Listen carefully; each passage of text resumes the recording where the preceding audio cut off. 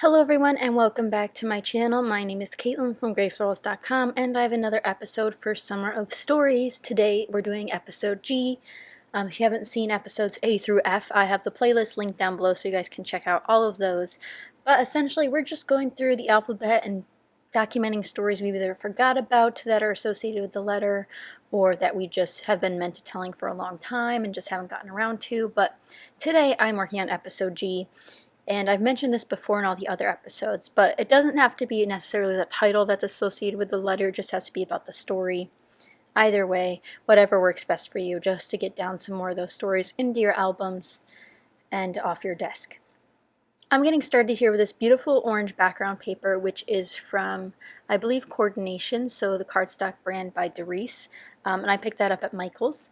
And then I have this light blue-gray polka dot, very small polka dot, from a dog's tail paper pad that you just saw me going through earlier, and I simply just used my scallop Fiskars border punch on that to give it a nice little edge, although it doesn't even look like there's a scallop on it right now, like the way it lines up with the pattern background. Very weird. But today I'm scrapbooking two photos of my pup. So sweet.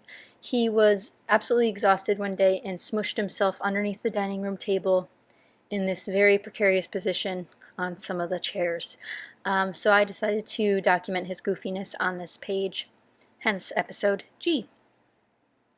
So here I'm just going to glue down my photos on some more of these 6x6 papers that are from a dog's tail. I know that my focus for June for How to Kill a Kit with Style has been 6x6 papers, and I believe I've used at least some sort of smaller paper on each of my layouts so far. But one of my favorite things to do is to cut a 6-inch piece of paper into strips so I can stack them to make a 12-inch strip like I did with the blue pattern on the right hand side. That's definitely something I enjoy doing.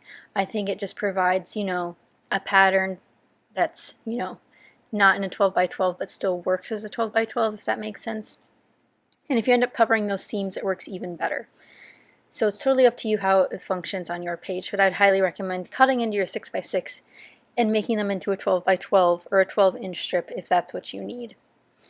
And then here I pull out this Jen Hadfield strip. These washi strips are not 12 inches long, so I ended up trimming the middle out there, just ripping it in half, and then covering up the blank spot so that it would fit. And then a lot of my embellishing today is this sticker pack from Simple Stories, and I think it's from the Little Dude collection.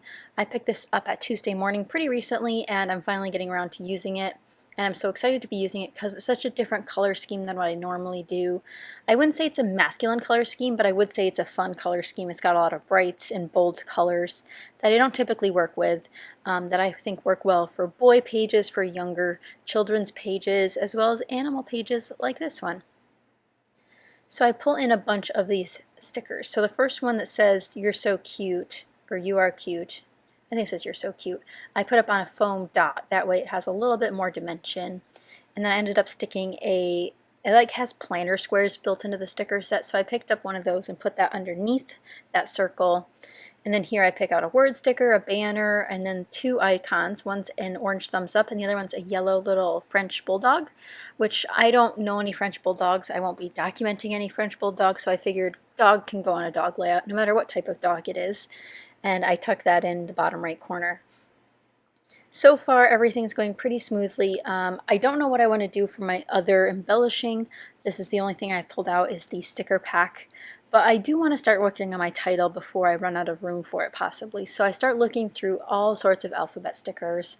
I really thought I was going to end up using these yellow ones from Simple Stories, but they just faded into the background a little too much.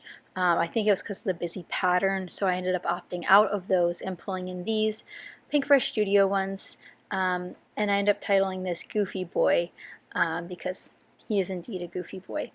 And I know I've done, I think this is second or third dog layout for Summer of Stories, so I do apologize that we're dipping into dogs again, but I mean, these pictures are precious, and I'm trying not to worry about, repeating like similar topics, because this is all about scrapbooking photos that you have laying around that you haven't, you've sort of been neglecting.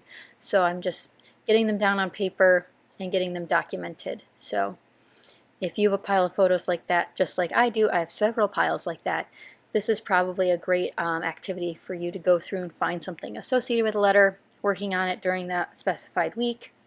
And if you do end up scrapbooking along with me, definitely use the hashtag Summer of Stories 2019 over on Instagram so I can see your beautiful work. I don't want to miss out on your inspiration because I always am looking for more.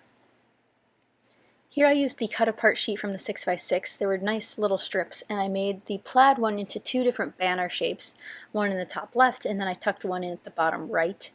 And then I can't remember what the quote is, but that yellow strip I cut out has a quote, I believe, from Mark Twain on it. And I think it says something like, "The more I meet people, the more I like my dog." I think. I'm not 100% sure. But I ended up putting these two banners up here. So the plaid one was from the paper pad, and then the black and white stripe is from the sticker set from Simple Stories. So just really simple embellishing today, just stickers. You don't really need a lot to make a layout sort of grow into, you know, this spectacle of layers and design. One sticker book will do you, or one sticker set like this one could easily make some beautiful clusters like these. So here again I'm pulling in another foam dot to put this little star up. So it's got the same color yellow that the French Bulldog sticker had in the bottom right hand corner, so I'm bringing in some more of that yellow. And then whenever I do dog pages, I like to include stars. I'm not 100% sure why, I just think they're really cute. And then I tried to use a couple more of these like phrase stickers, but I just couldn't get them to work, even though I really wanted to. And then I also tried to bring in more of that teal color because I do end up using it a couple times. And there were some more dog stickers within this pack, so some more French Bulldog ones. I didn't end up using those, which I probably should have, just because, you know, how often am I going to use this color scheme with my dog, but we'll see what ends up happening with that. I can always use it on a card later, but I do end up pulling out some of these little arrows that are on this set and using those in parts of my clusters.